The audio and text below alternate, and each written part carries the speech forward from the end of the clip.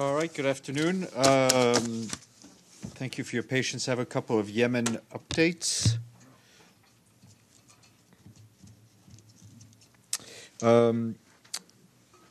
Just on the meetings regarding prisoner exchange. The meeting of the Supervisory Committee on the implementation of the prisoner exchange agreement for Yemen began in Amman today. Martin Griffiths, the special envoy, said at the outset this is an important meeting and it will lay the basis for the next step, which will be to see the release of prisoners. He made clear that the prisoner exchange is an important issue as it touches the lives of thousands of Yemeni families waiting to be reunited with their loved ones. Also, the implementation of the agreement will help confidence-building measures among the parties on other issues. The committee also includes representatives of the government of Yemen, Ansar al-Allah, and is co-chaired by the Special Envoy and the International Committee for the Red Cross. Also on Yemen, in Hodeidah, Lieutenant General Michael Lolosgard assumed his duties as the chair of the Redeployment Coordination Committee and head of the UN mission to assist on the Hodeidah Agreement, and that is of this evening. Houthi and government of Yemen representatives on the RCC have been continuing to meet yesterday and today aboard the UN vessel that is berthed in Hodeidah. The parties have engaged in long and intense discussions both yesterday and today in order to find mutually acceptable solutions and associated timelines for the implementation of the Hodeidah provisions of the Stockholm Agreement. The RCC chair, who chaired the meetings yesterday and today, General Kammert, commended both parties for demonstrating goodwill and engaging constructively together to overcome trust issues and to find viable solutions that would eventually demilitarize the ports in the city of Hodeidah, facilitate life-saving humanitarian operations. Weeks of sustained engagement by the chair and his team are beginning to pay off. Today, the parties are closer to agreeing to modalities for phase one of redeployment than they were 6 weeks ago. They're also grappling with the complexities of disengaging forces in close proximity of each other and the gradual deployment of heavy weapons, armor, and infantry. The parties are fully aware of the international spotlight on their efforts to implement the Hodeidah Agreement and its implications in the broader peace process for Yemen. Back here in the Security Council, the executive director of the UN Office for Drugs and Crime, Yuri Fedotov, noted that 2/3 of the world's surface is ocean, most of which is not subject to a single state's criminal jurisdiction. He said that transnational maritime crime is increasingly sophisticated and expanding. This was part of an open Security Council meeting on transnational organized crime at sea. And his remarks have been shared with you. Turning to Syria, our humanitarian colleagues remain gravely concerned for the thousands of people fleeing the last Daesh areas in Hajin in Syria's southeastern Deir ez-Zor governorate, as well as for those civilians who remain in the area. Those fleeing report many civilian casualties, including women and children, large-scale destruction of civilian infrastructure, and shortage of food and medicine. Since December of 2018, more than 25,000 people have arrived from the Hajin area to the Al-Hol camp in Al-Hasake governorate, effectively tripling the camp's population to some 35,000 people, and that is surpassing the maximum capacity. Since the 22nd of January, around 10,000 people have arrived at the site. As of yesterday, 35 children have reportedly died either en route or shortly after arriving in the camp since December, mostly from hypothermia. The UN and humanitarian partners are continuing to scale up the responses at the camp. 24-hour teams have been set up to receive the newly displaced, quickly identify the most vulnerable cases, and provide urgent assistance, including medical and protection support. The UN continues to call on all parties to the conflict and those with influence over them to take all measures to ensure the protection of civilians and civilian infrastructure in line with their obligations under international humanitarian law. And the UN and the Libyan Government of National Accord today launched the 2019 Humanitarian Response Plan for the country, seeking $202 million to provide health, support, protective, water and sanitation, shelter and education to support more than 550,000 vulnerable people. 7 years of instability and insecurity have taken a heavy toll on the well-being of tens of thousands of children, women and men in Libya, with thousands of families unable to afford food, water, basic household items. According to the Office of the Coordination of Humanitarian Affairs, at least 823,000 people across Libya, including 250,000 children, are in need of humanitarian assistance. This includes internally displaced people and returnees, conflict-affected people, host communities, and refugees and migrants who face grave human rights violations and abuse in the absence of the rule of law. You can find the humanitarian response plan for Libya online. Also in Libya, the World Health Organization today warned of increasing attacks on health facilities and workers. The agency has documented more than 41 attacks targeting health workers and facilities across the country over the past year. These attacks resulted in 6 health workers and patients being killed, 25 health workers injured.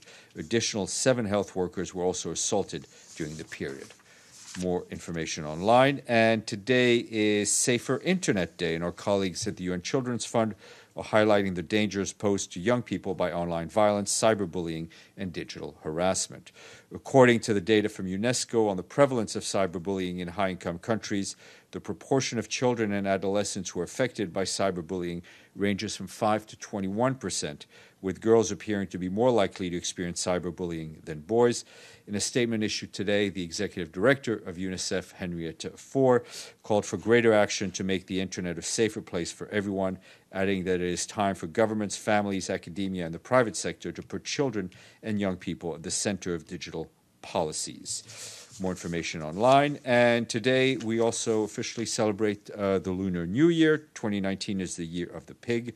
And in his message, the Secretary General sent his best wishes to those celebrating and said the new year is an opportunity to join hands to build a peaceful and prosperous world for all, leaving no one behind.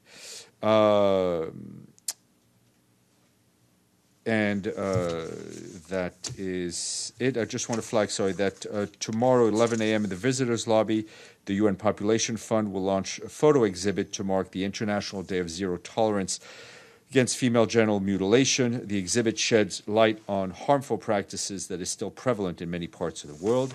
You're welcome to attend. And today we say thank you to Montenegro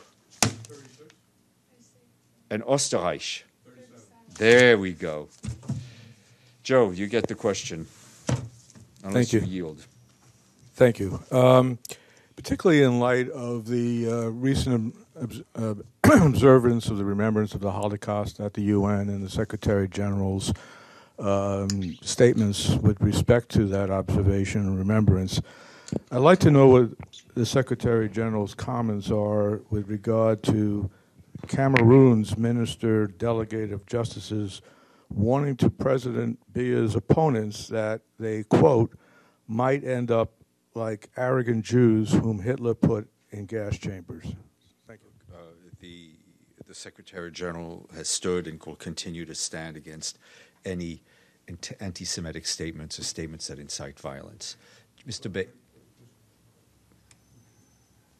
Particularly, the reference to the Holocaust and the Jews was in the context of what could happen to Cameroonians. I haven't seen the particular statement, but I'm telling you what our reaction is. Yes, Mr. Bays. On Yemen, just a little bit of some clarification to the useful statements that you put out. Who is in charge of the RCC now? Because it seems you have 2 generals. No, we have currently in Yemen. we have 1 general at a time. So General Lolosgard has arrived in Yemen, I think, yesterday, and as of this evening, he has taken over the chairmanship of the RCC. It was very important for us to have both. Let me just put it this way: there were 2 generals, 1 chair. Okay, and in terms of the chair, General Kamat is still on the ship right now. Those talks are finished that you gave us a readout of, or are they continuing? I gave you what I knew, which is the talks continued today. Continued, but continued today. Are you keeping them on that ship for another day? I think we will go to reporting 1 day at a time So one assumes General Lawler's Guard, if they are continuing yes, on the ship, he is the chair. As I said, he will join the vessel. He was there. He was there. He on was the there, vessel. and okay. this was to ensure the smoothest possible handover, which is what we've been talking about. And General Lawler's Guard assumed his duties as chair and head of the assistance mission as of this evening. Okay, understood. Carol, no, you will. 1 second. Sorry, the statement says the discussions are continuing tomorrow. So, Yeah. Okay. What is phase one of redeployment? I would have to refer you back to the text of the agreement. Yeah. Ben. Yeah, follow up on that. Since you have two generals in the room, did they ever get the two sides in the dispute in the same room? They're on the ship together. That's what we've been reporting. But are they Yes, they're they're conducting negotiations with both sides present, as or far are as they as running far as I between know, they're in the same room. They're not in separate berths. them? Okay. Yes, ma'am. Yep. I think you have to press the light on your microphone. Yep. There we go. Okay. I have to repeat. Hebel Maghrabi Yes. International Daily Bulletin.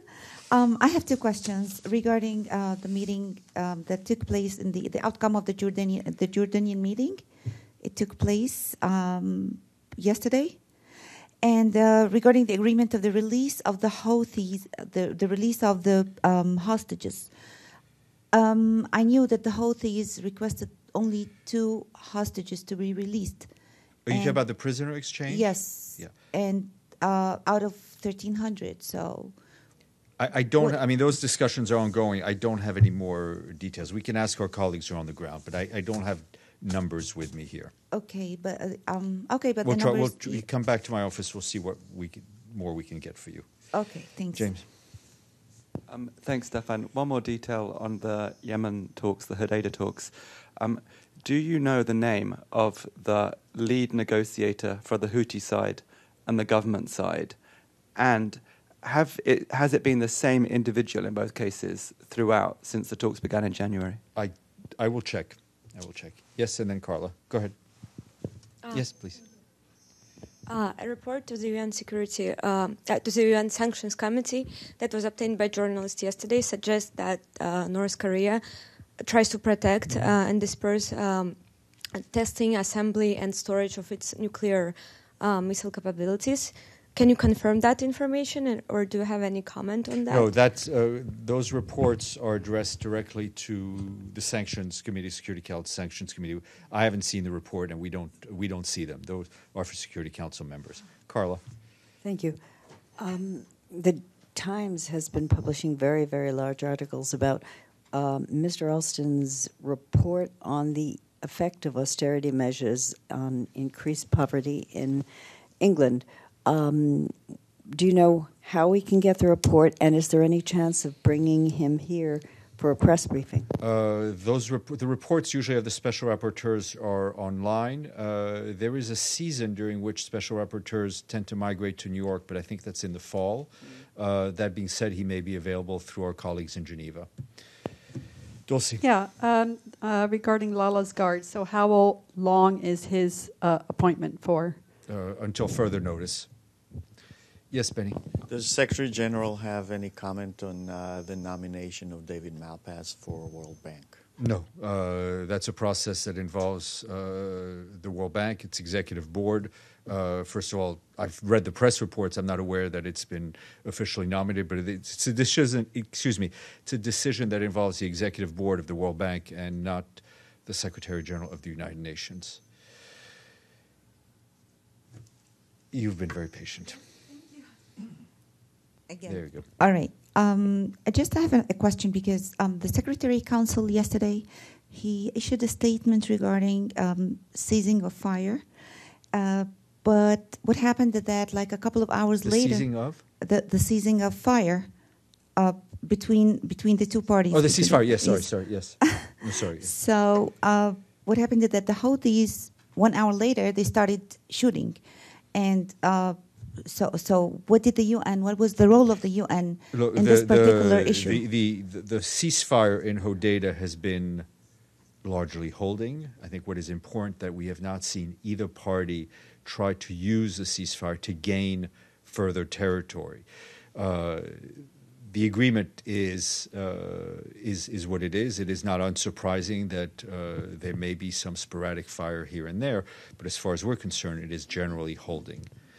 I'm sorry, just a follow-up. Mm-hmm. Did the UN condemn any of the Houthis' action that happened yesterday?